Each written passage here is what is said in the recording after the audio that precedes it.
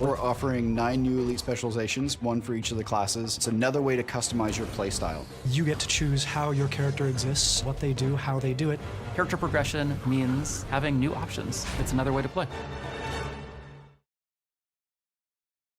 Yeah. Hi everybody, and welcome to a Thursday guild chat that is just really throwing me off. It's super weird to be doing this on a Thursday. I'm your host Ruby, and we are getting close to the end of Elite Specialization Week for Path of Fire. You guys are going to get your hands on the Elite Specializations for the first time tomorrow, so we thought we'd take a look at it a day early here on Guild Chat. Say hi to our 2 dev guests, but first we need to talk about the awesome shirts we're wearing, because We Love Fine did us an awesome favor and gave us a couple of t-shirts to wear. They've added Path of Fire merchandise to the We Love Fine store in the Guild Wars 2 store. It's kind of a long name, and I'm always like, wait, okay, it's Guild Wars 2 and Path of Fire. But they've got a lot of people I know were asking about t-shirts and stuff. So they have the Elite Spec t-shirts like we have, and some mouse pads, art prints, the commander tag like I added to my shirt if you want people to follow you around. It hasn't worked yet, but I'm very excited. So you can go to, I think Mark's got the URL on there, guildwars2.welovefine.com for the merchandise store, and check out the Path of Fire merchandise along with all of the rest. So thank you guys at We Love Fine for giving us some goodies. We very much appreciate that, because I was pretty much going to go get them all anyway. So this saved me a few. Yeah. Swag.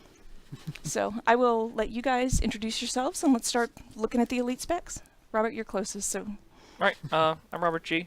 I'm one of the skills and balance designers. Please calm down. I'm Irenio Huang. I'm a skills and balance designer, a systems designer in particular, on the skills and balance team. All right, well, let's get right into it and see what we're looking at first.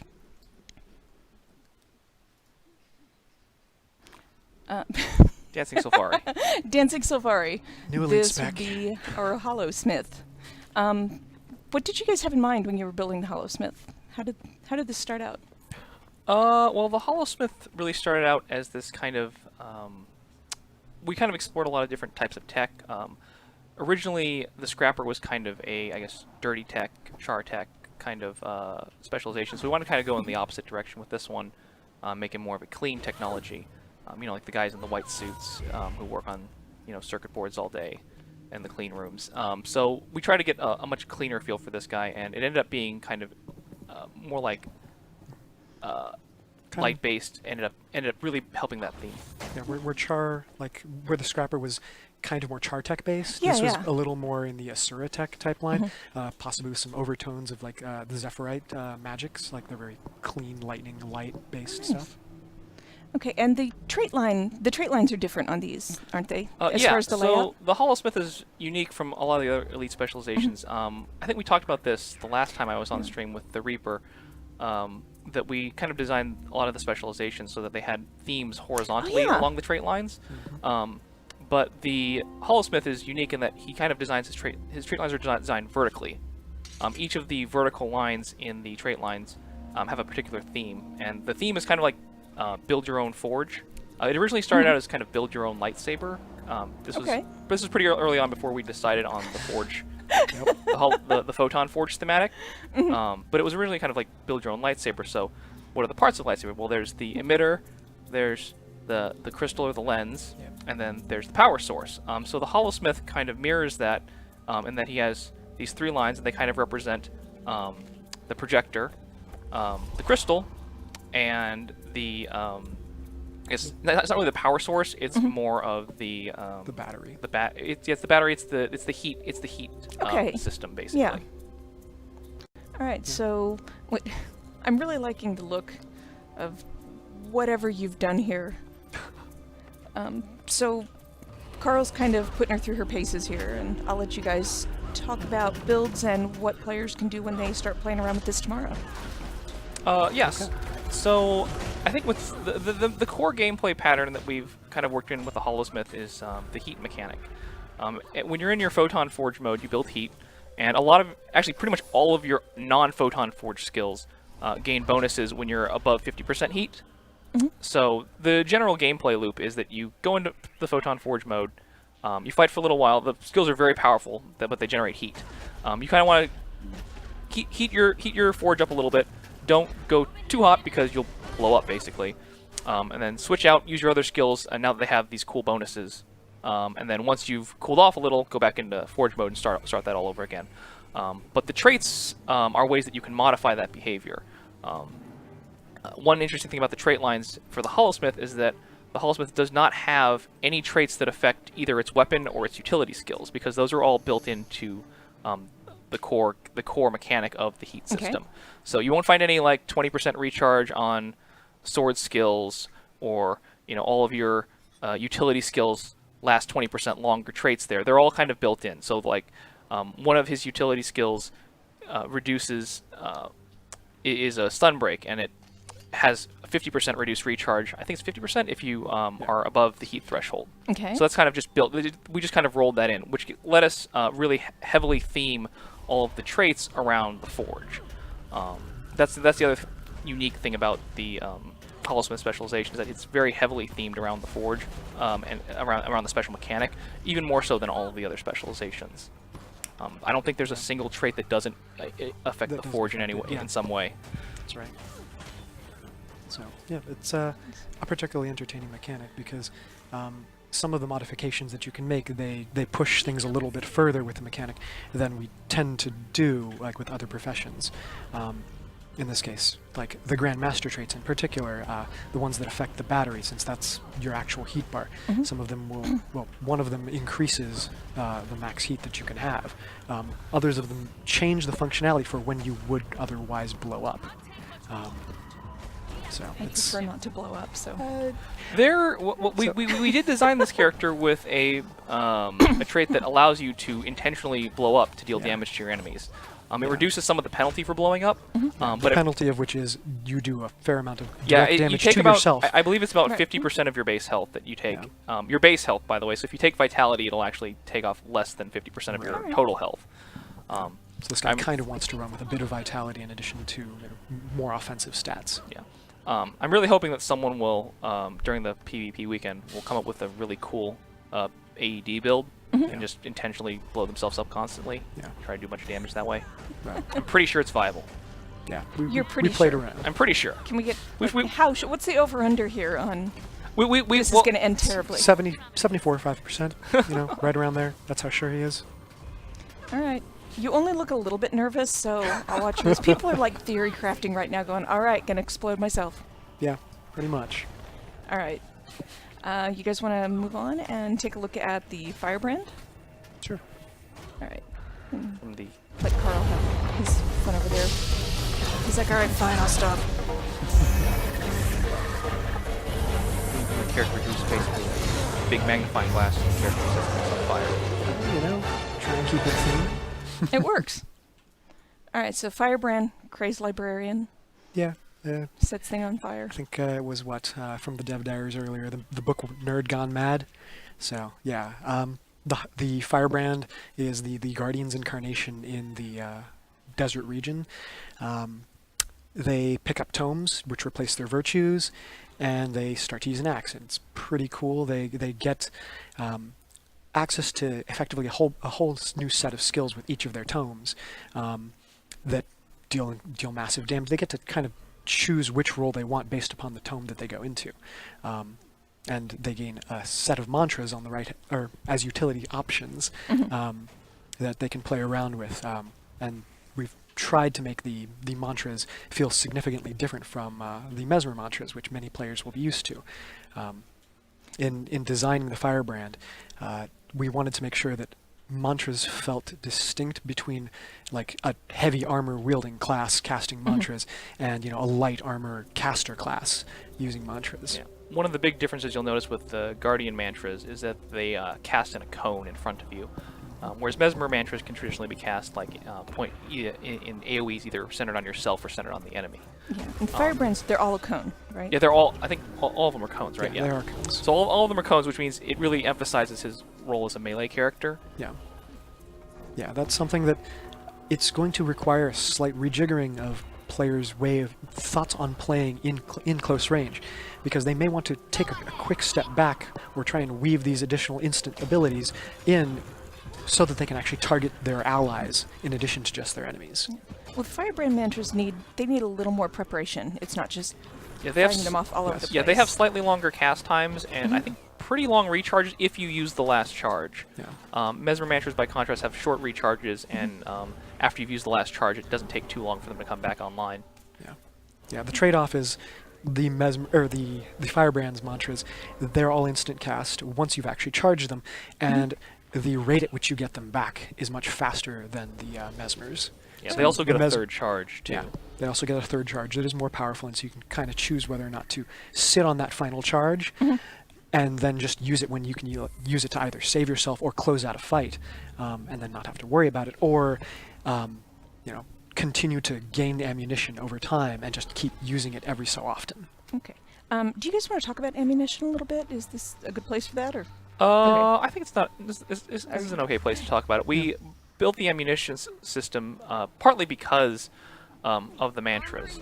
Mantras are really kind of the ideal use case for that.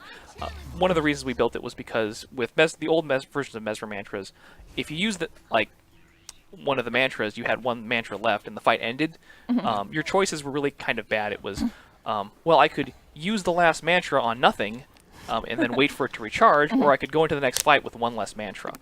So the ammo system allowed us to have restocking, for example, so that when you were down a couple mantras and you were at the end of a fight, while you were walking to the next fight, the mantras would come back. You didn't have to pay the large upfront casting costs unless you really wanted to. You're not stuck with two not great choices. Yeah. Effectively. It also gave us basically another kind of knob that we can tweak with regards to power. Like in addition to just the cooldowns, you also have the recharge times, and the initial cast being a major component of what you're paying into for mantras. With three kind of things that we can tweak, we can kind of spread them out. And in this case, we couldn't do that before we had ammo restock, like give mantras to another profession without making them feel really, really similar. So this kind of lets us do that. Yeah. What it allows us to make skills that you can use in succession, but not necessarily just spam them all the time. Yeah. You have to stop and think a little bit. Yeah. Yeah. So what are you hoping to see people do with Firebrand this weekend? I am hoping to see them experiment the living hell out of all of the tomes. I expect that they will find quite a few things particularly entertaining there. 15 new skills off of your profession mechanic is a lot of skills. And there's going to be a fair amount of experimentation, I expect. In particular, the more powerful the skills towards the 4 and 5 skills. They've got large AoE effects. I hope that players pick up that the first, each of the skills that you gain from tomes, they actually kind of carry over mechanically how they target between each tome. So all of the 1 skills target in a cone, all of the 2 skills target in an AoE, all of the 3 skills target in an AoE, all of the 4 skills leave a field that affects you and your allies, or enemies in the case of Justice. And the 5 skills all provide a large AoE buff to your allies. So while there are 15 new skills, there are 5 mechanical deliveries that you can learn. And if you learn them in 1 tome, you kind of get that carryover with the other tomes. So there's a lot to play around with. Oh, hell yeah. Yeah. I feel like you're just going to be sitting there at your monitor with popcorn. I hope so. And waiting. And see what they come up with. Also, the way, and this is an honest question, I don't know the answer. The way you said some of that makes it sound like you've got things that you hid in there and you're hoping for people to find. Maybe.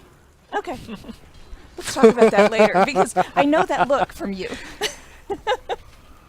I know that face. I adore seeing our players discover new things and be like, wow, okay, that's cool. Yes, I'm suddenly interested in once in a while. what you're thinking of that you want people to find. Okay, so how about Spellbreaker? Let's take a look at that one.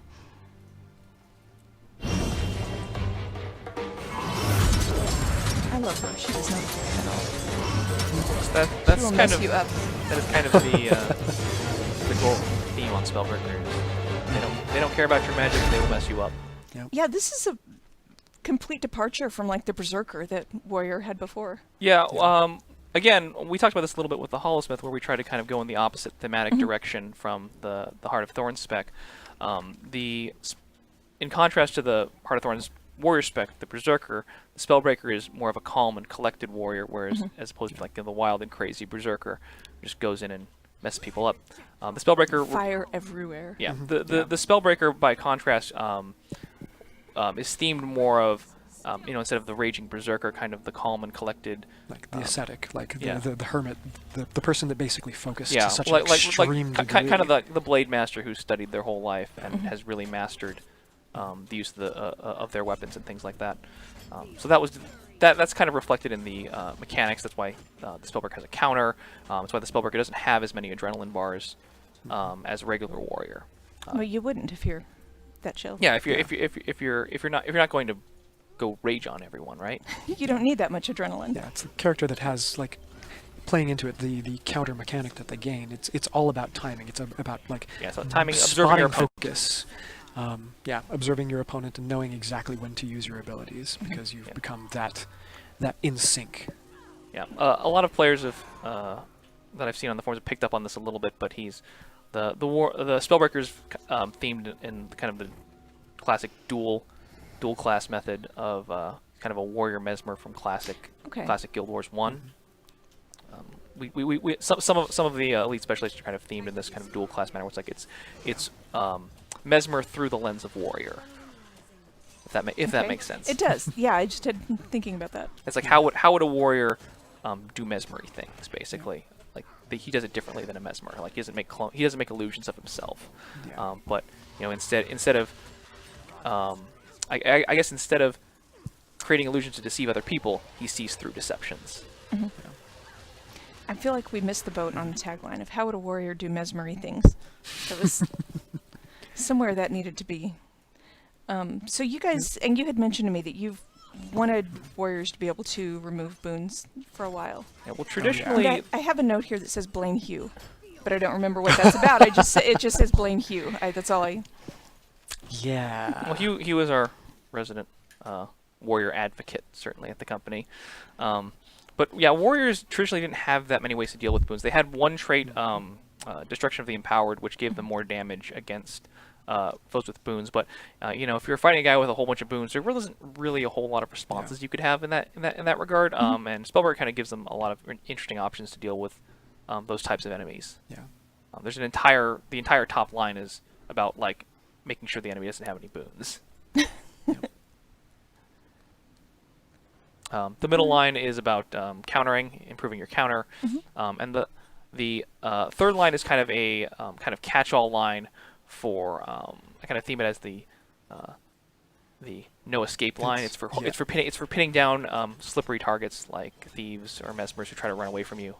Yeah. It's the caster killer.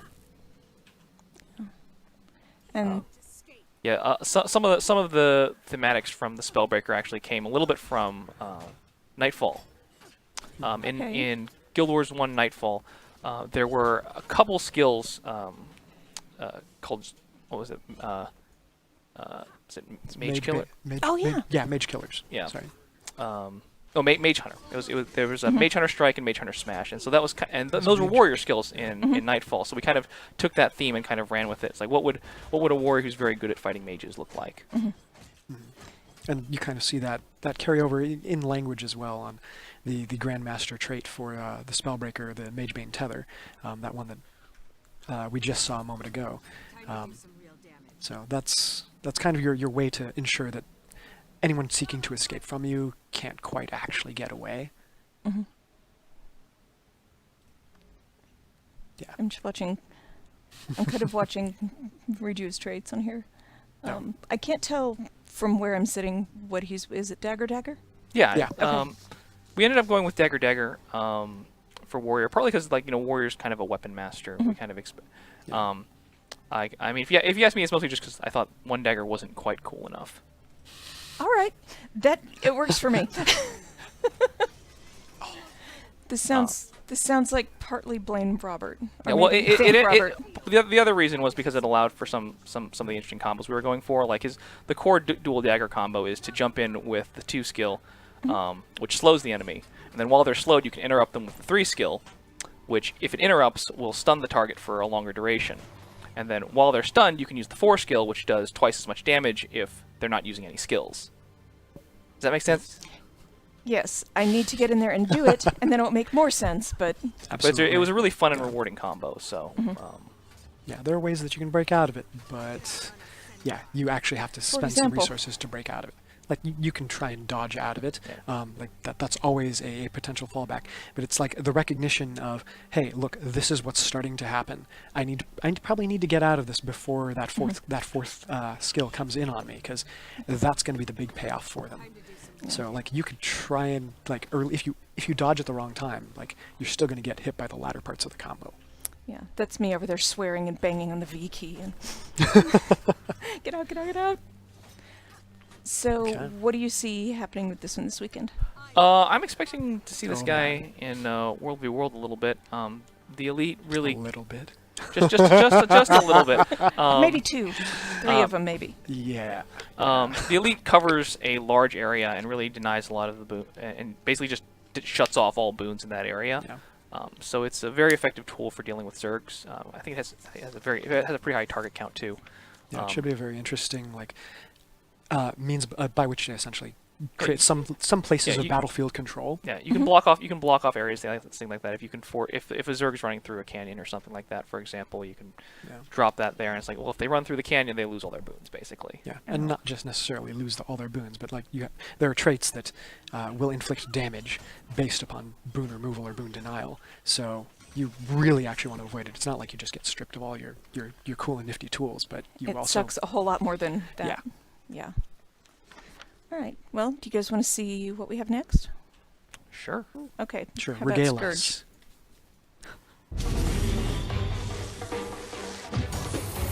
And that distance and sanity. It's pretty awesome.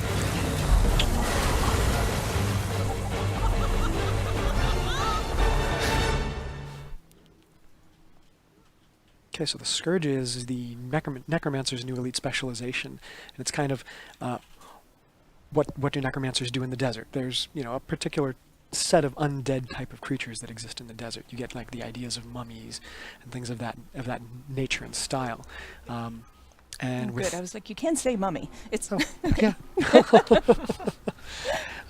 Yeah, so like the Scourge gets a whole new set of abilities, trading off their the Shroud for it. Typically, they've been like kind of individuals that move around and do significant amounts of condition damage, largely.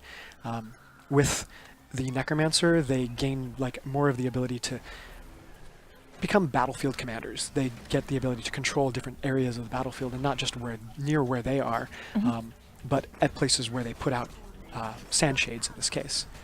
So as Carl's demonstrating there, he's got sand shades at each of the golems, and like in an area around them. That's where his abilities are going to affect things. Each of his F skills plays off at every location for each of the shades, kind of giving him ranged control, but also firing from the Necromancer themselves.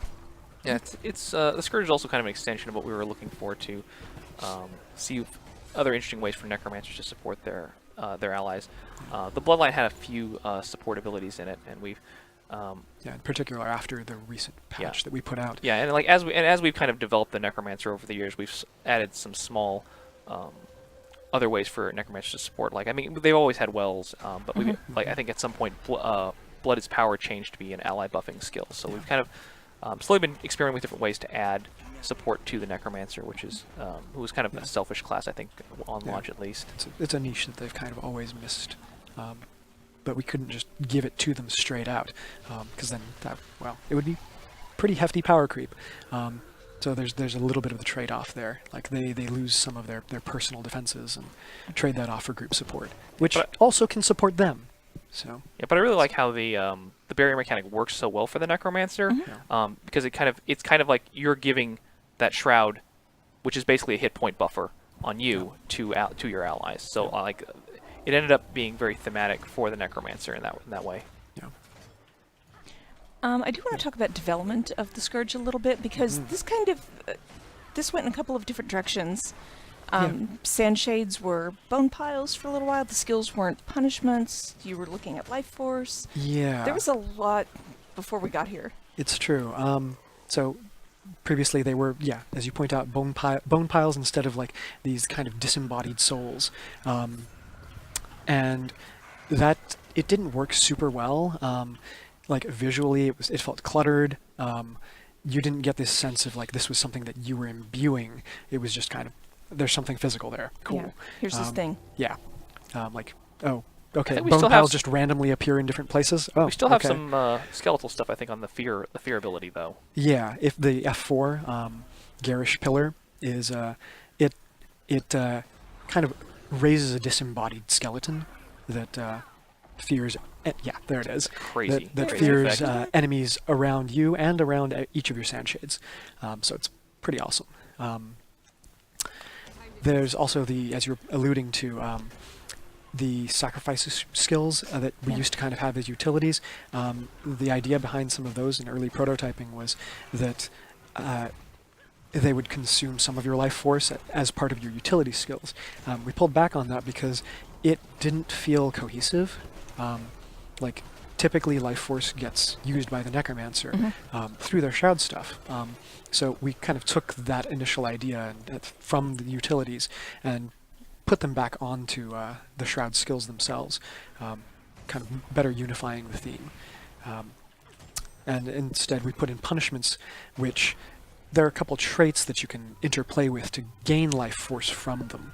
But the fundamental component of punishments that's kind of cool is that each of those skills, whenever they affect an enemy, they corrupt a boon, and they corrupt a boon not just into a single condition, but two specific conditions of torment and cripple, which are two conditions that play really well with each other, since you move at a slower speed and you take increased damage when you move, so you need to move further to actually do that. So it hurts more. Exactly. Yeah. Yeah. One thing I wanted to point out with what Carl was doing here is that you can get a very large area of control. You can see a little earlier he was hitting like nearly every single one of the golems with the sand shades. I saw that, yeah. You can get a very large area of control, but the one thing to remember is that if you're hitting with multiple sand shades, or multiple, if a foe is in the area of more than one sand shade, they'll only take the damage once, I believe. Yeah, that's right. It's because we wanted to avoid the potential behavior of a person literally just putting all three sand shades on the for exact days, same yeah. spot and just standing there, because that's frankly a really boring way to play. Yeah, we want you to spread the sand shades out so they cover. So that's why they. It's about battlefield control. Share the love. Yeah. Yeah. Yeah. This is also something that, because not all of these shroud abilities are just offensive, being able to do things like cover multiple groups of allies with your sand shades becomes something that's a lot more interesting and viable. So you don't have to necessarily be with your allies. You can be with a ranged group, and you can put a sand shade in with the melee group and affect both of them. So you're not just helpful within this one little area. Yeah, precisely. And dropping all the sand shades in one place. Yeah, it gives you presence in other places. Yeah. So Which it's is pretty cool. kind of devastating. It seems like it could be a little devastating anyway. So. Yeah, like I'm curious to see how well players pick up on this and start dropping sand shades in various choke points and control areas in World v World and in PvP. Yeah, like Carl just a little earlier was demonstrating one of the Grand Master traits that coalesces. Normally you can have up to 3 shades in the world, and they affect small areas. You can also summon like a much larger shade that affects a much greater area, and that also empowers you. So whenever you fire one of your skills, it affects up to 10 targets, and in a much greater area. Those golems, like, what did I ever do to you? Yeah. You're just standing here and you're hurting us so much. Well, that was going to be my next question, was what are we going to see happening with these this weekend? And Yeah, I think we're going to see hopefully some controlling components going on in World v World and in PvP. Yeah, with Life Blast, what about? Yeah. Okay. All right, well, so Life Blast has come up. tell us about Life Blast. Yeah, so the Shroud Skill 1 is actually going to trigger the traits that are based off of, that fire from each of the traits that affect that slot of your Shroud Skills. Same with all of the others, because in the core Necromancer profession, that each of the Shroud Skills has a trait that can affect them. Like Transfusion affects your Shroud Force skill, pulling allies to you, and that'll work off of the Scourge's Shroud Force skill. well, not their shroud skill per se, but it'll work off of their profession 4 skill. So like the profession, each of the shroud skill traits affects the profession skill of the Scourge. Okay. So. Well, I'm kind of And- interested to see sandshades everywhere I'm this weekend. curious to see them as well. And the skill that Carl just used is one that I look forward to seeing players play around with a fair bit as well. It's called Sand Swell, and it creates a portal between you and a targeted location that other allies can use. And whenever an ally uses it, they also gain a barrier passing through it. So it's kind of like we could port you into a potentially dangerous area, but you get a little bit of like mitigation for that. It also allows for like in-combat fast travel. Yeah, it doesn't go as far as the Mesmer portal though, so Right. they really do still have different uses. Yeah, so Says Mesmer the guy portal. in the Mesmer shirt. Obviously, I have to. he's got to expound I'm upon it. contractually obligated to say that. But yeah, so you'll see things like the Mesmer portal being used still to port people from one location to another, largely out of combat, but occasionally in like combat mitigating situations. Whereas the Scourge's one is much more of a in combat, like we need to get from point to point really quickly. How do I get my group over here and out of this potential danger zone? Oh, here I can do this without having to drop a portal and then run over there. I can just make it happen. All right. I believe internally we've seen some folks try some interesting things on some of the raid bosses too to move around. Yes. Like what? I think so. Like for example, I think it was Gorseval. Yeah. It allows people to stay DPSing Gorseval for a lot longer before they run over to the wall to jump to the gliding portion. Yeah. Duly noted. Yeah. Buy you a few extra seconds whenever necessary, or potentially save someone who might not have escaped. You can like drop a portal out to them, and then they can immediately use it. You'll appear there, but then you can port back to safety as well. So Just run in there, drag them out real quick. kind of, yeah.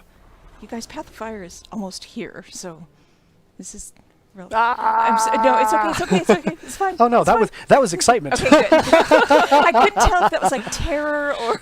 Okay. We are so close, you guys. So that's Terror excitement. terror excitement. Yes, is I mean a specifically really because good we're way. talking about Necromancer. Lots Yep. of terror. There, yeah. All right, let's look at the Deadeye because this one's super fun to me. The other Okay. kind of scary class. The other kind of scary class. It's all about dealing death. Dealing death.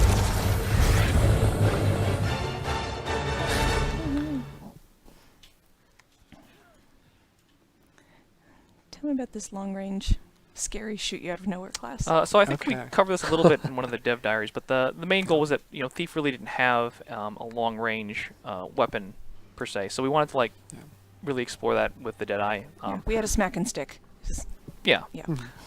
And again, this is another situation where we try to go in kind of the opposite direction of the Heart of Yep. Thorns class. The Daredevil is a very dodgy melee focused Up close and personal type of fighter. specialization, whereas the Deadeye is a little bit of the opposite. It's a very long range, but it actually sacrifices some of its mobility to get some of that damage at that range. Normally, one of our balance concerns is that a ranged character can't really do as much damage as a melee character. We try to make sure that their damage is a little lower.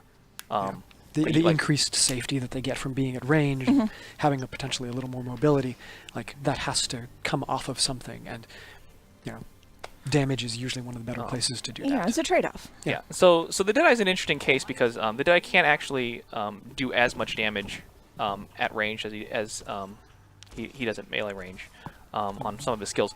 But the conceit though is that you have to be kneeling for that on the rifle. And the rifle has a skill 5, which basically changes your combat stance. It prevents you from moving, which means you're very vulnerable to attacks from such as like people dropping AoEs on you. You can't immediately get out of it. You have to either cancel the skill. We do allow you to roll, but because you don't get 3 dodges like the Daredevil, your repositioning abilities are limited. He doesn't have very many ways to gain vigor, so if you really do want those extra dodges while you're kneeling, you'll need to spec into things that, like acrobatics to give you a little bit of extra endurance. It seems like it's a trade-off for that patience and being out of the way. One of the core it's a themes trade-off. of the Deadeye when we were building it was this idea of patience. I think that was actually one of the names of the traits early on was patience. We ended up changing the name later, but it was in order for us to really allow you to do the incredible amount of damage that we wanted this character to do thematically. I think thematically we wanted the rifle to do a lot of damage at range. Yeah. But I think balance-wise that was a bit of a struggle because as soon as you let a ranged weapon do an incredibly high amount of damage, like what's the point of the melee weapon, right? Yeah. So our way of kind of balancing that was this new mechanic that he has called Malice. And the way it works is after you've marked a character, you slowly generate Malice over time. And by time gating things like that, like Malice isn't really a resource, although some skills do benefit from Malice, and they scale with Malice. You can't really consume Malice. Like it's not a resource like Initiative where you build it up and then consume it. Yeah. It's something that just kind of builds up over time. There are very few ways to increase it. There's one trait. There's like one or two traits that can actually increase your Malice rate gain. But the main way to increase your Malice rate gain is just to attack.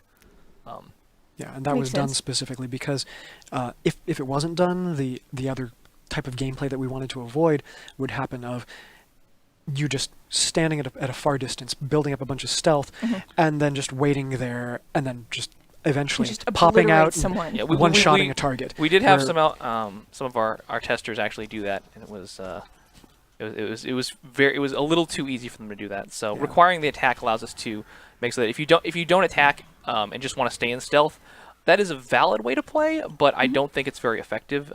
It takes like 20 plus Yeah, seconds. it takes about to 20 actually seconds build up to full build up to- malice. yeah, to build up But if full you're malice. attacking, it's like less than half that time, I think. Okay. Yeah. So- But still, there is a build up before you can unload your large damage packets. But there are also other rewards for being patient. One of the miners, Perfectionist, gives you like about over half the boon, like 75% of the boons in the game if you reach 5 stacks of Malice. So it's very powerful in that regard because you'll get a large boost. He has a lot of modifiers that you can use. Right when you need it. Yeah. Nice. So the core gameplay is you mark a target. You use your other rifle skills to kind of build yourself up. There's a rifle skill that inflicts vulnerability on your targets. You want to try and stack 25 stacks of vulnerability on them.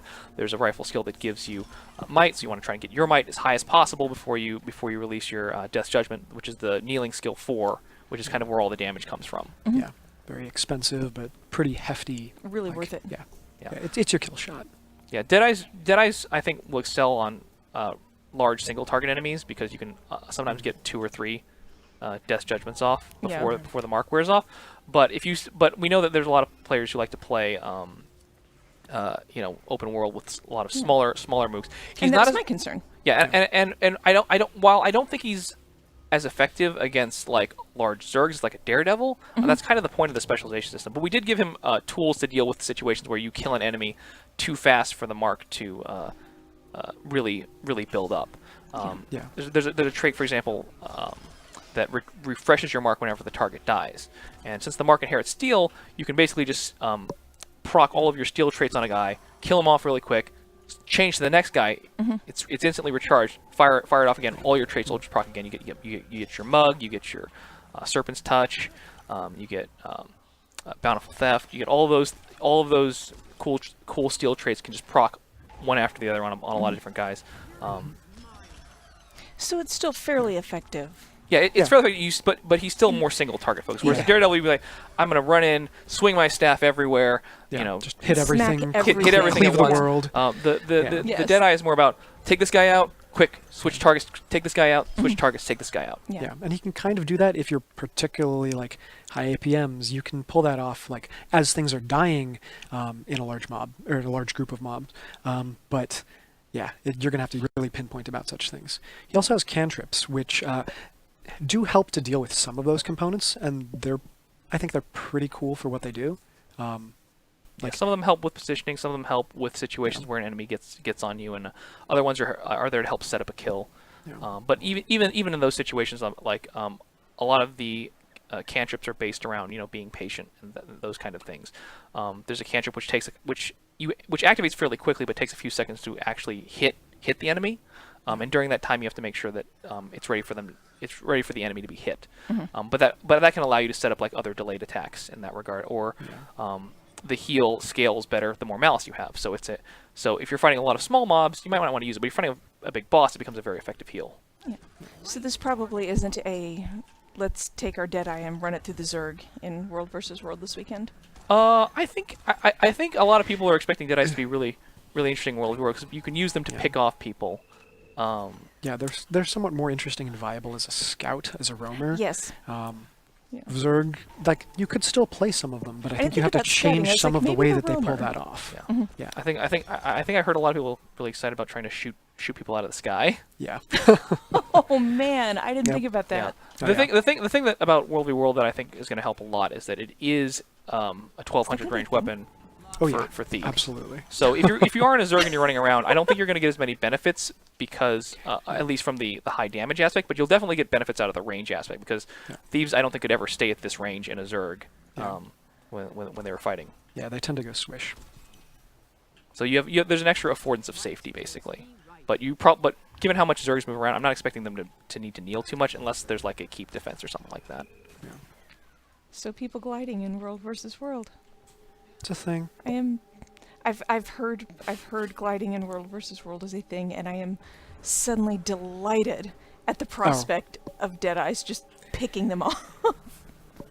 And I think there will be some fun gameplay that starts to exist around that. That was not very nice of me. I'm sorry. Let's talk about the Renegade so I don't feel so bad anymore. Moving right along. Moving along to the mean thing I said.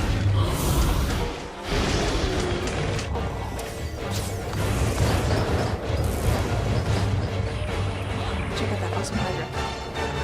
The Hydras are great. Yeah. I love the Hydras because you Pretty can cut amazing. their heads off. That Oh. was so much fun. I was watching somebody play the Hydra, Yes. and they were like, "Oh, I killed it." Yeah, the that a head? decapitation. Oh yeah. Yeah, you're not done. Keep Nope. going. Nope. Now you got to deal with it So- again. Let's talk about the Renegade and our new legend. Okay, so the legend is of Kala Scorchrazor, and she was a ridiculously badass female char a long time ago, who united united female char to help the legions in their fight against the Flame Legion. And when the United Legions were basically getting their asses handed to them, she busted out her secret army and kind of turned the tide of the war. Go Kala. Yeah, so she was basically an ambush commander, and we tried to bring a lot of that across in the way that she plays with the Revenant. Like her short bow strikes from odd angles.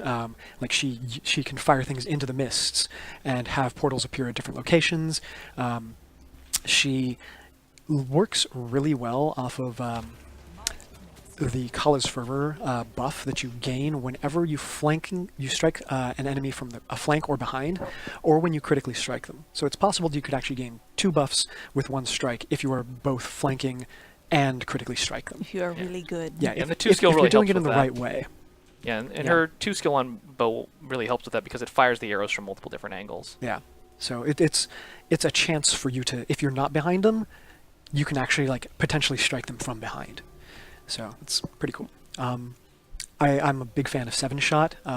We've put a lot of skills into the game that have been like kind of shotgun based, where you want to stand really, really close to someone, even if you're using a ranged weapon, because you might hit them, more times. I don't think that's super healthy necessarily because it makes ranged characters basically stand with melee.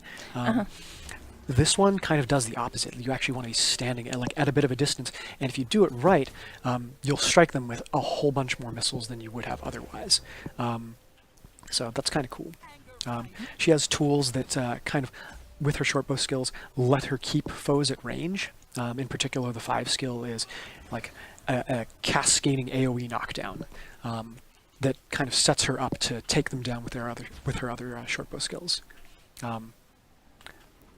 There's one thing I wanted to clarify quickly, which was on some of the utility skills. I've seen some people speculating about summoning her warband allies, and the warband allies are killable. They don't particularly use AI like a lot of the other creatures that you might see in the game, like gyros and such.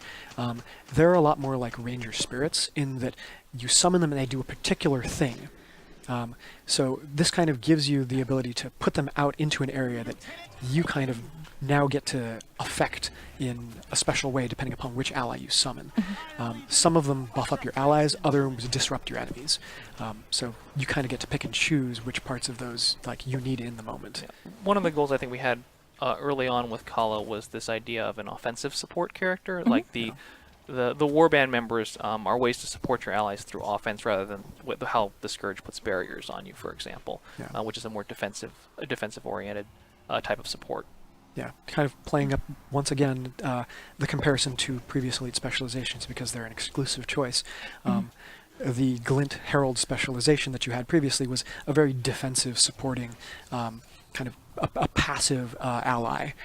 Kala is meant to be much more of an active, offensive ally. Yeah, you need to stay in that area in order to maintain the benefits, and so positioning your warband members appropriately is actually really important for this character. Indeed.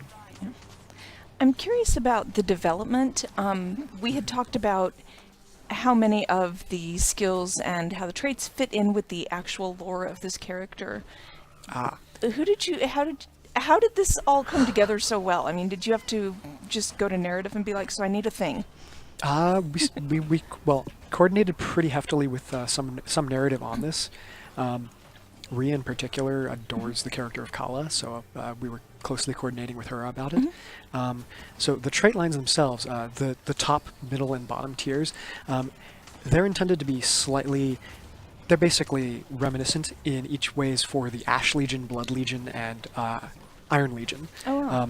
So the top line, like one of the first traits that you can acquire is Ashen Demeanor, which is based off of kind of disabling, since the Ash Legion is about being kind of more stealthy and like disruptive type of characters. The Bloodline Legion is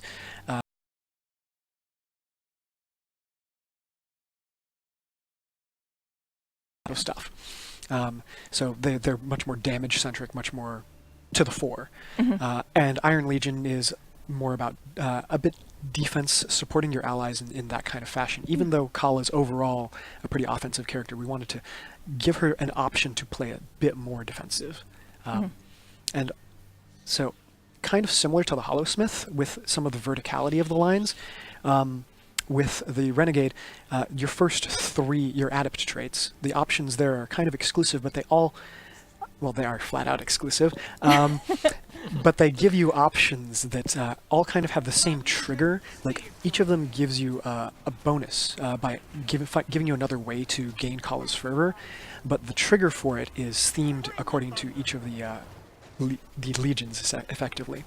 So when you disable a foe, you gain Kala's Fervor. When you gain Fury, you gain Kala's Fervor. When you evade an attack, you gain Kala's Fervor. Like those are three potential options you get to choose from. Like which type of style of play, which of those things do you expect that you're going to be having happen most frequently? Yeah.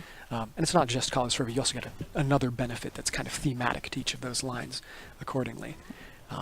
Another thing that I hope players will pick up, and certainly those listening to this stream will, is that each of the Grand Masters, she gains, the Revenant gains 3 new profession abilities. There are 3 F skills, F2, F3, and F4, and each of the Grand Masters affects one of those skills. So it kind of upgrades each of those skills according to which one you select.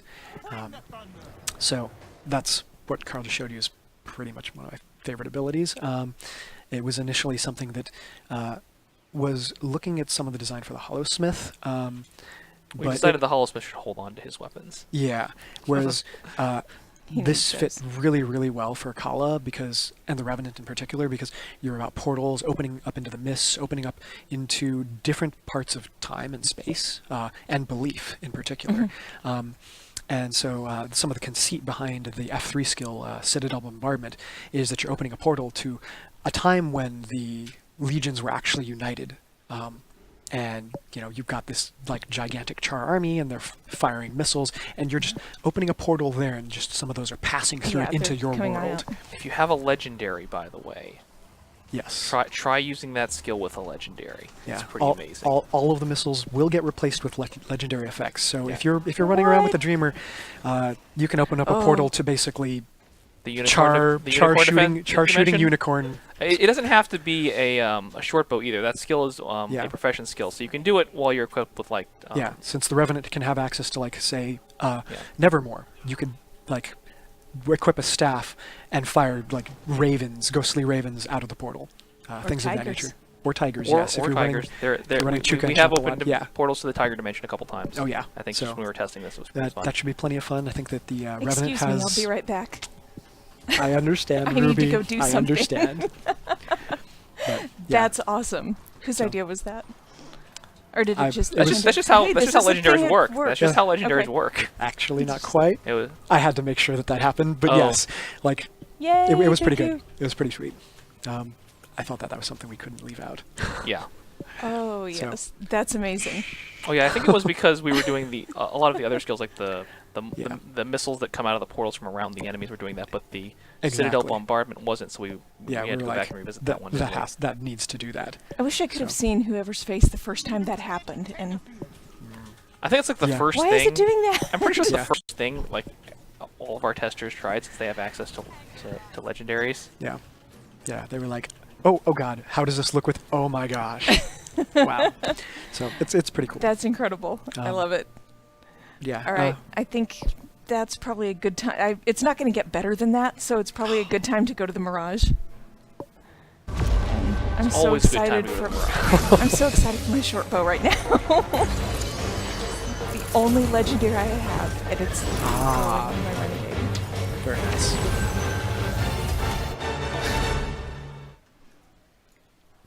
Robert, would you like to talk about this? Yeah. So the Mirage was actually we our. can just go. We'll be Yeah. back. So Down. the Mirage was actually our first I'm down. elite specialization that we really fleshed out. I think Yeah.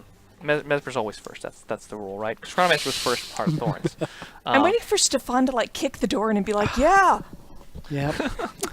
Yeah, but this was I think we mentioned again. This is something else we've mentioned in one of the developer diaries, I think, or maybe it was in the video. Yeah. But the Mirage really came about when we were just kind of spitballing names. We knew we wanted to go to Alona. We said, Yep. "What's the name of an elite specialization?" And someone in the room said Mirage, and that basically defined the rest of development. then you're done." Yeah. Yeah, we had the name from the beginning, and the name really drove a lot of the development and what the class did.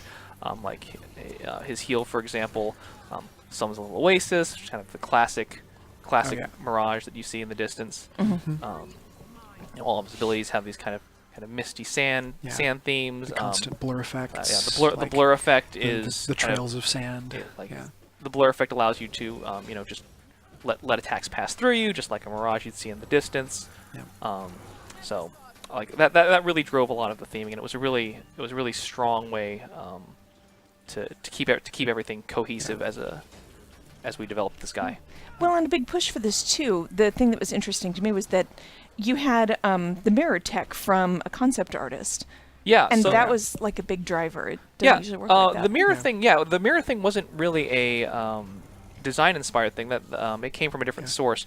That What was ended up happening art-inspired. was one of our concept artists was looking for concept pieces to kind of get the Mirage theme pulled together, and they pulled in, I think, an image of like a desert kaleidoscope kind of thing. And one of our effects artists saw that concept art and built this mirror, which I don't think has actually changed since he originally built it. No, Mike If built that if you want ages to, if ago. we can summon the mirror really quick, that I don't believe it changed significantly. I think it got a little sandier, and I think it got a little brighter, but overall it didn't change much from the original development. He said, "Hey," he came to me and said, "Hey, I made this effect. I thought it would be cool. Yeah, if there's any place you can use it, If there's any go place for we use it." it, that'd be cool." And we we just did. started developing with that particular aesthetic and image in mind. It's like, what do you do with a mirror? I was like, well, if a mirror can shatter, and we kind of built a lot of his mechanics out around the mirror system.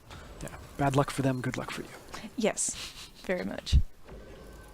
So, what do you see the Mirage doing this weekend? I think I kind of see the Mirage frustrating a lot of people this weekend.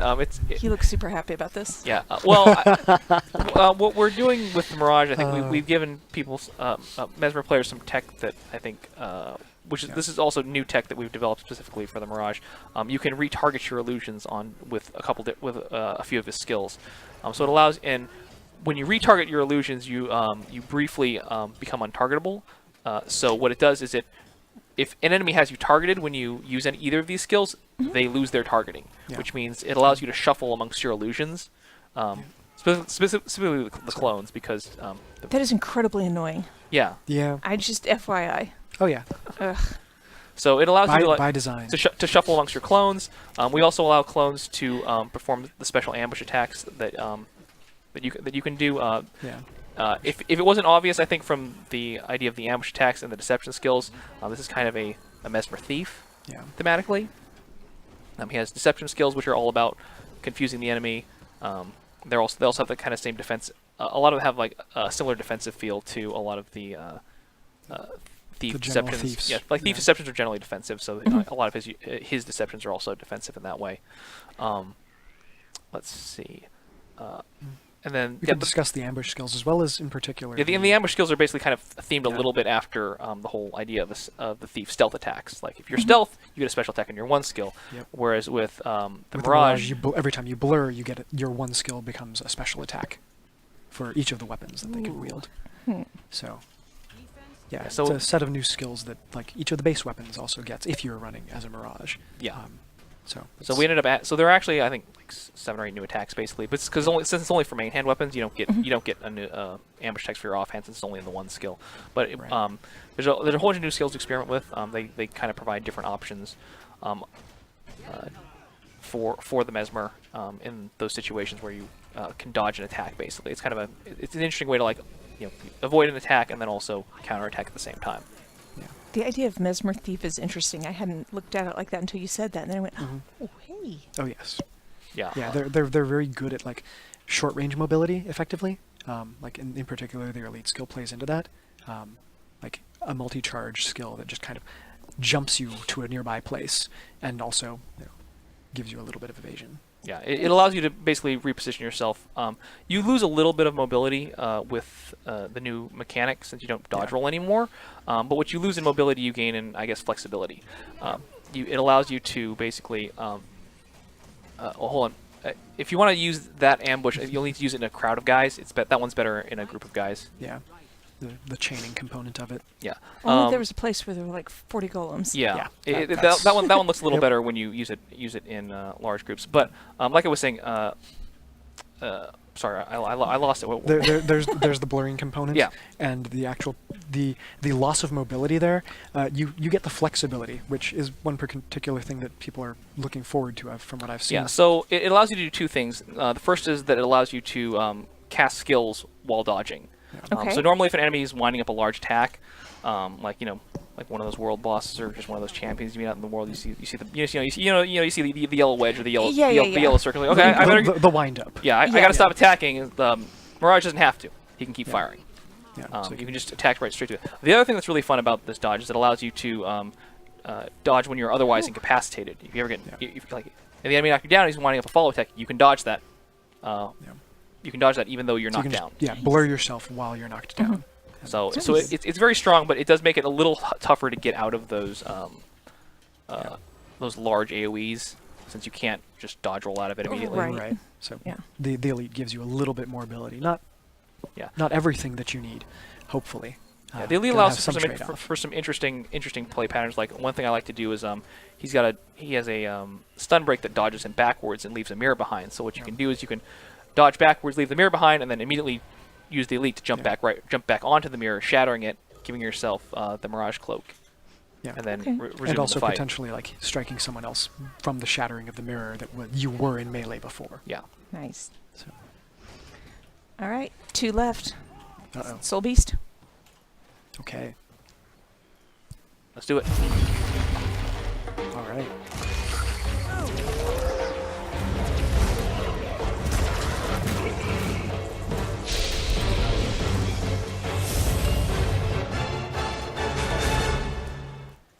This is really fun. Awesome. This pet mechanic is just a thing I did not expect. Yeah. I was super surprised when I first saw it. Well, I think a lot of people did. It was something that we had been contemplating for quite a long time. The development of the Soul Beast was the result of... It's a lot of different things. Like we developed a lot of tech for it that we just didn't have. I think at Heart of Thorns, we just couldn't really get rid of your pet easily back then. Yeah, there was no way to. The tech just didn't exist. We couldn't even fake it. Yeah, like tech-wise, this guy's probably one of the more complex characters. This was certainly one of the more intense ones to have developed. Yeah, not just from just the whole aspect of hiding your pet, but there were a lot of other small things that went into this guy, like just that effect of where your pet disappears and like kind of flows into you. That took a lot of development to get that to look right. Really? Yeah, like because it had to get rid of your pet, had to play an effect that kind of traveled from where your pet was, even though your pet wasn't there anymore, traveling in for you. Then it had to release your pet afterwards. Yeah. So like just getting a lot, just even like a lot of the visual effects on this guy, like were very large challenges from a technical standpoint. Yeah. They wound up looking really good. Oh no, I think they look amazing. Yeah. All right, so Yes. how exactly does this work? So the way that this plays out is that you essentially can take on some of the archetypes of a particular family of pets. When this happens, you get two parts to it. You get a component that is family-centric, which is the family skills for that type of pet. So if you merge with a jaguar, you get like the feline family bonuses, and you get access to the two feline skills that normally you never get access to. Usually you just have access to your F2. And then in addition, based upon which pet it was in the family, we tried to theme them according to like the particular pets. You get an additional bonus. The archetypes are like kind of supporty, power, offensive damage, condition damage, versatility, and defensive. So they're 5 archetypes, and you get the one that's kind of fits that particular pet within the family the best. So you There get are a lot of pets in the game, by the way. just a Yes, few. it turns out. So, and a lot of people think that we also just kind of took namby-pamby the skills that the pets have and just gave them to the character, and that took a lot more work than people may realize because we Why are you had guys to. so lazy? There are a lot Yeah. of pet skills as well, and like Yeah. translating those into Player animation, player animation. scaling. That was a lot of work to try and retain some of the feel of those abilities, but give them a more human bent. So Yeah, one other thing I not think- necessarily human, but humanoid Yeah, bent. Player character. Ben. Yeah. I think some of them, making sure that the effects looked right, things like that, were also pretty tricky to kind of convey that same theme. Like, what does a tail whip look like when Right. a human does Yes. it, right? Mhm. I mean, I think the other thing you should Yeah. probably mention is how we kind of had to roll in some of the stats from the pet. Yeah, that's the archetype component of it that I was mentioning. The 5 different types, like based upon which type you merge with, you get a few hundred stats of the appropriate ones. So like the deadly type is the kind of condition offensive one, and you get some condition damage and you get some expertise to go with it. So it kind of just gives you a little bit more kick. On the pet management panel, there's a new section to it. On the bottom right section that covers like each of those. Now, this was another thing that had to be developed specifically for the Soul Yeah. Beast. Yeah, so the pet management UI got a bit of an overhaul. We were able to clean Nice. up a lot of things from the base Ranger as well.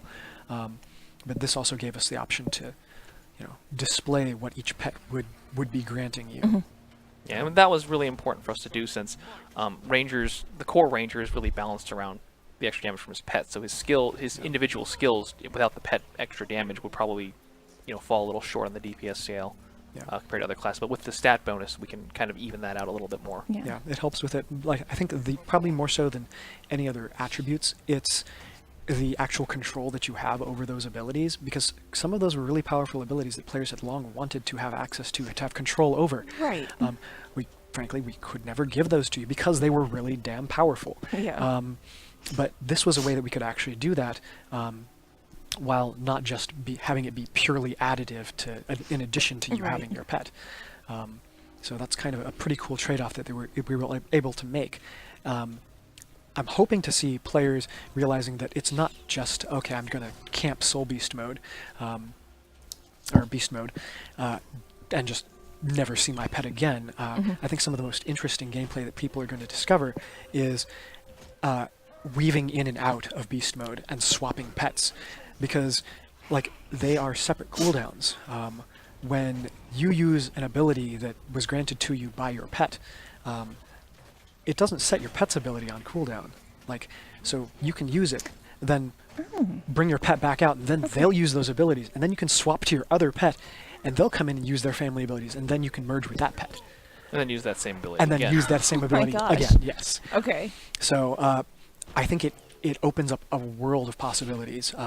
Like I think this brings some of the pets that have existed in core really into question. Like, do you want now to run those pets in order to gain their family abilities, which you could never have done before? This is just so much more. It's not just a mechanic to get rid of the pet, to hide Oh, God, to yeah. hide your pet forever. Is so much more going on here. Yeah, that's And it's something I'm looking forward to, and kind of in keeping with the theme.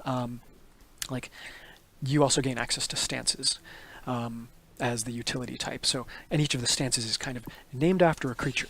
It was kind of a martial arts type thing. You know, you have like mantis form and crane form and Yeah. things like that. You have eagle stance. We kind of did similarly with this one. Like your heal is bear stance. Carl's mousing over it there. And these give you like temporary unique buffs that grant you kind of an aspect of what that creature does. Like Press him, Carl. The effects are really cool too. yeah, you see like a brief vision of the spirit of that creature type up. And Whoa. yeah, it's pretty cool. Like the bear, the heal is just a quick example. Your bear pets have a shake it off, which kind of gets rid of conditions, and the bear stance kind of does similarly. You heal yourself, and conditions on you actually get consumed to heal you. Okay. So, and if you trait for it, you can actually kind of share stances with nearby allies for a brief time. So that's something I'm kind of really looking forward to seeing. It's the Grandmaster middle line, yeah, leader of the pack. So that should be pretty cool to see. And it sounds like there's a lot to play with there. How There- good did it feel to finally figure out to make all this work? Or was it just a relief at that point? It was brilliant and a relief. It was both. I can't say it wasn't either one of them. Went Like, home and slept for 18 hours. No, didn't get to do that, sadly. It's a fun, as an interesting kind of developer story on this side story on this one. The elite skill for the Soul Beast was originally a Spellbreaker skill. Yes. It allowed the elite Really? allows you to the elite allows you to double strike. Yeah. And it was originally something that we did for the Spellbreaker. We were kind of exploring his different types of themes. But we ended up putting it on the Soul Beast just because like it made more sense for double strikes to come from a character who's merging with their pet. Yeah. All right. Like, it yeah. didn't really make as much sense on the Spellbreaker, and the Spellbreaker I think benefited a lot more from having his like big boom destruction area as Yeah. his elite. Right. Yeah. And that one in particular, I think, continuing a little bit on that, plays particularly well with some of the abilities that you gain access to as a ranger, both in core and with the Soul Beast. Like being able to strike twice, it's not duplicating the attack that you create, but it's a separate strike. It can critically strike. It can proc a bunch of things that the ranger has a lot of procs for. So, like Vulture Stance makes all of your strikes do something extra based upon the health of your opponent. Like vultures, when you're weak, that's when they come and get Yeah. you. Like they keep you down. So in this case, striking a foe who's at low health like inflicts poison, and like the double strike, that means every time you're striking, that's 2 stacks of poison to a low health foe. So like Sharpening Stones, Core Ranger, just like you put out the bleeding from every strike that much faster.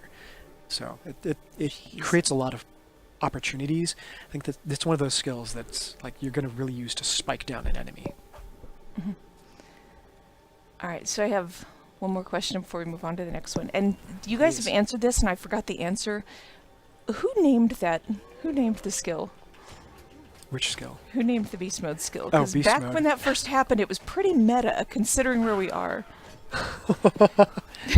Yeah. I don't know who named that one. Yeah. Irenio just said I it put was that him. one in. There was a lot of debate, and I checked it with these guys, and yeah.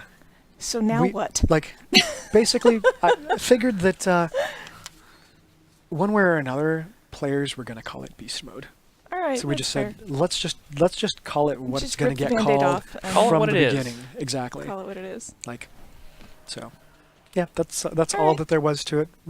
It felt a little weird at first, but A little bit. it grew on me. I mean, I'm not complaining. I was just Uh-huh. very curious. Fair enough. All right. Carl, are you ready to play piano? Because Oh, we're boy. in Weaver. Oh, okay. All right, let's talk about the Yes. Weaver. The MOAs with its pecking ability. Okay.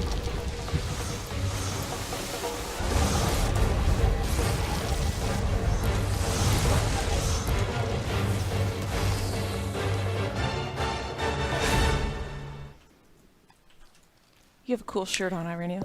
Oh, why? Thank you. Hadn't even noticed that. That actually wasn't just like, that actually wasn't that. It was just like, hey, Weaver. Oh yes. Okay. I would say the same, but now we're past the Soul Beast. Eh. So the Weaver. Oh gosh. I think Weaver- that's pretty much It's the everyone's reaction tagline. to the Weaver. It's the tagline right The there. Weaver has been in the works forever. It's been a concept that's been Yeah. around since pre-Heart of Thorns. Yeah, it was one of the we were trying to decide which one to focus on for Heart of Thorns. I think Weaver. Yeah. Like it wasn't called the Weaver back then. No, we it didn't wasn't. call it the Weaver until fairly close to the end of development. Yeah.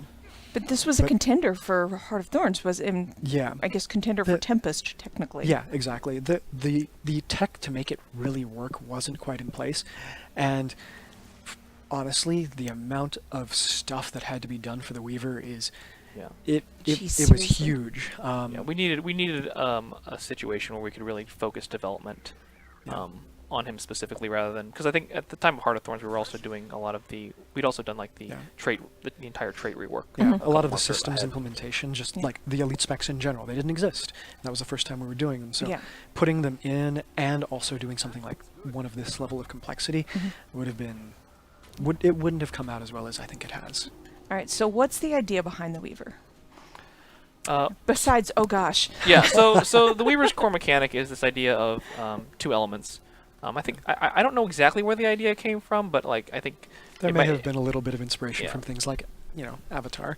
Yeah, Weaving multiple elements together and gaining potentially increased versatility in a place where Yeah. not being particularly versatile, the desert, gets you killed. we really wanted to have some skills that just really kind of combine two elements together. I think you saw a little bit of that in Guild Wars 1 where you had skills like Steam, which is fire and water. Yeah. And like similarly, this guy actually does have a steam ball skill, I believe. I don't remember which combination it was, but he does have I a steam. think it's been renamed since, but yeah. I'm not sure that I found all the combinations yet, so. Yeah. Yeah. So the way it works is every combination of elements has its own unique skill 3. But it doesn't matter which order though. So fire earth is the same as earth fire. The difference, but however that still matters because if you're fire earth, it means your first two skills are fire and your last two skills are earth. But if you're Earth, fire, if you're then earth, the fire- reverse. then your first two Yeah. skills are earth skills and your last two skills are fire. Yeah, and this is fire on skills. all of the weapons, not just And they're the new different. weapon. Yeah. So there's a dagger dual attack, there's sword dual attack, there's staff dual attacks, and it's We told Carl he was crazy when he proposed this, And he said, I know, I mean- and then he kept going. and he built Yeah. it anyway. it was pretty awesome. Like there was a lot of time just in designing which skills should go where. And charts. Charts. There were also charts. So Uh, you list the elements on one on one one side. set there, of you elements list the and then elements on- other elements like main hand element, offhand element, and then like what does the combination become for every. Then you every do that type. for every. Then And you do repeat that for every weapon. Yeah, and then have a Ugh. chart of that type for every weapon that you're going to do that with. Those were Um, some long meetings. Oh my yes, they gosh. were. Worth it though. Totally worth it. Yeah. Um, I'm amazed those yeah. meetings are over. I'm stunned We- that we you're not definitely- still in them. We definitely felt argued that about way at the end. we of definitely those. did argue about a couple things like which ones like where we wanted to put plasma or which ones would be steam attacks, which ones would be mud attacks, Right. things like that. Yeah, which weapons should get the appropriate ones. Like Yeah. some of the effects that were built for these dual attacks are just pretty freaking fabulous. Yeah. For example. Let's see. My personal favorite, I think, is any of the plasma attacks. Like all the The- plasma the- attacks the to me look fire really lightning, cool. yeah. I really Or like a fire lot of air, the I fire should lightning say. attacks. Yeah. The plasma looks really good. Yeah. Yeah, I'm a fan of a couple of the water earth ones, like just the grinding stone kind of components. They're pretty cool. Like, but maybe I'm brutal like that. Maybe a little Yeah. bit. The main thing I think So- people are going to have to watch out for with this class, though, is you'll notice as Carl's switching between elements, there's a cooldown on all of his Yeah. elements.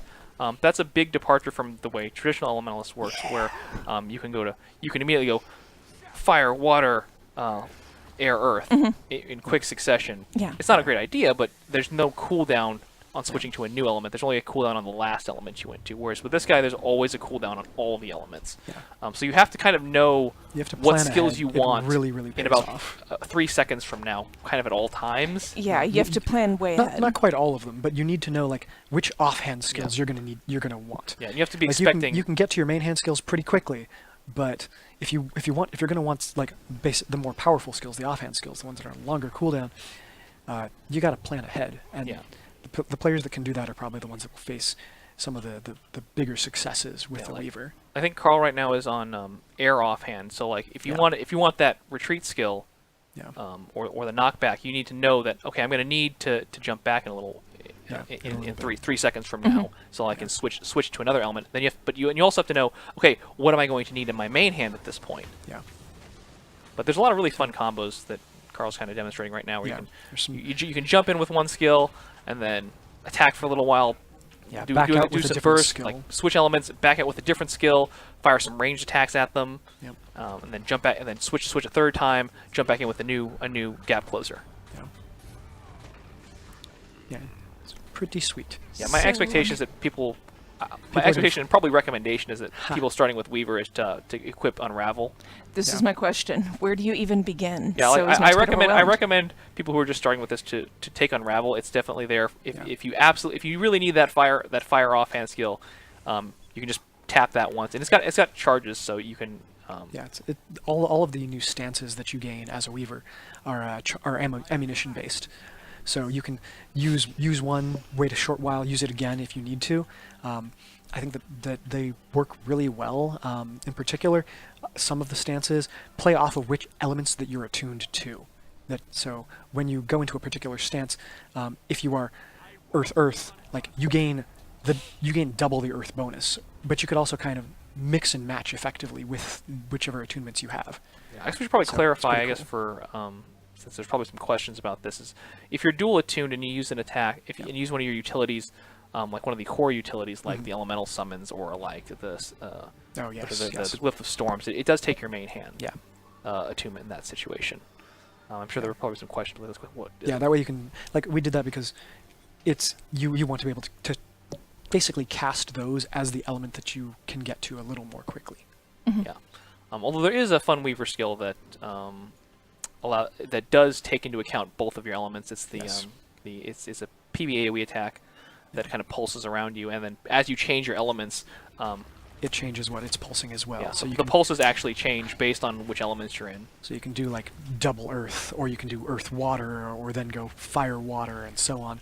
And it's moment to moment. What do you need? It just Yeah, swap that one's into really impressive because the attunement. effects will change as you're Yeah. swapping too, I believe. Yep, it's true.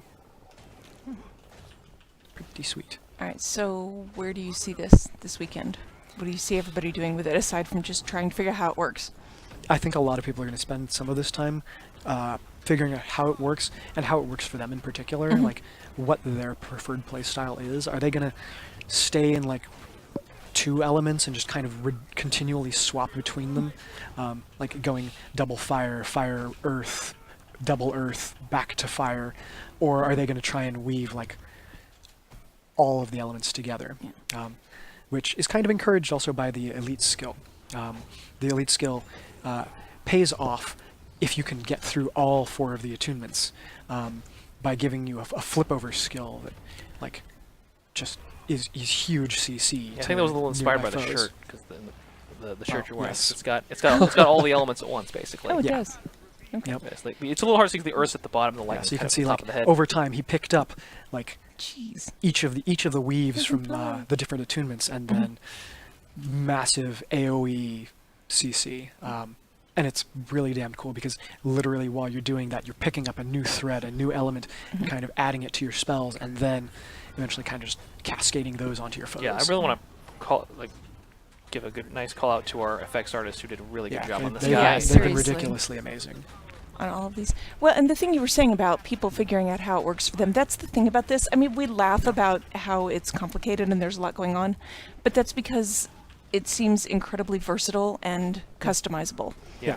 So it just takes some getting used to. You have to play around with it a little bit more. Yeah, I am expecting a couple people to just to get killed since the Elementalist has pretty low health. The Weaver does actually, which is a good segue to talk about how the Weaver does have some traits that give you a little extra vitality or a little extra defense in some situations to kind of mitigate that. But I am expecting, like, because he's kind of the strongest, I think, in melee, there's definitely going to be people who are going to get spiked out, probably not realizing how squishy they are. Very heavy offense, this character. And unlike Dagger with Elementalist, this character is, it's not like as much AoE focused. It's more target based. So and even the AoE stuff you have to be pretty close for a lot of the times. Yeah, exactly. Where Dagger is like kind of a small area around you, like a couple hundred radius, like 300 radius. This is the first time we've been able to kind of do true melee, I guess, for Elementals. Yeah. Before you couldn't really go melee. Yeah, it was with any of your it was too weapons, dangerous too. Like Get in there, do damage, and get out. yeah, Flee. like you have the abilities to do that, like to weave in and out of combat, Hey. doing the so bad. But yeah, I think it's going to be a really fun kind of entering and closing out combat with this character. We also tried to make it more rewarding to, unlike Dagger, just be in the right place. This character, you also need to actually like land your attacks to get like the full benefits of them. So like if you actually strike with your sword attacks, then you get this extra cool effect. Where Dagger, it's more like if I'm in the right position, it has this effect in an area around me. One thing I like to call out on the sword a little bit is what's interesting about the sword is how it's structured for each different element.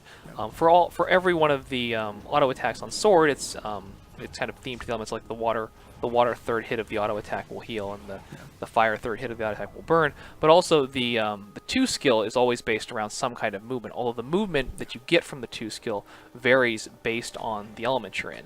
Like water is more defensive. It lets you retreat a little bit. Earth is also defensive, but it doesn't retreat you. You actually dodge in place. Gives you an evade. Whereas lightning and fire, the more offensive elements will get you in. Yeah. So you have to know, like, okay, I need to go in now. I need to make sure I have fire or lightning, but now I need to retreat. I have to make sure I have water or earth to do that. It's just a constant exercise in thinking ahead. Yeah, I have definitely, when playing this, like, switched to the wrong element and jumped in when I wanted to retreat a couple times. Yeah. Mistakes Do not were made. mess that up. Mistakes were Because made. you are, Here I am again, to be killed. yeah, again, you are still an elementalist and you are very squishy. Yeah. Yeah. You have a couple options for defense, but yeah. But you need to be careful with them. Yeah, Yes. you only get so many chances. Yeah. You have to basically, it's really important to keep track of which element you're in and which element you're going into next. I think it's probably an assumption you're gonna learn the hard way a couple times. I think Yeah. there's definitely going Just to plan on it. be a little bit of that. Yep. School of Hard Rocks. Sorry, that was awful. There it is. All right. You know what? I think on that note, that was our 9th Elite Specialization. We're going to call it School of Hard Rocks. I got nothing.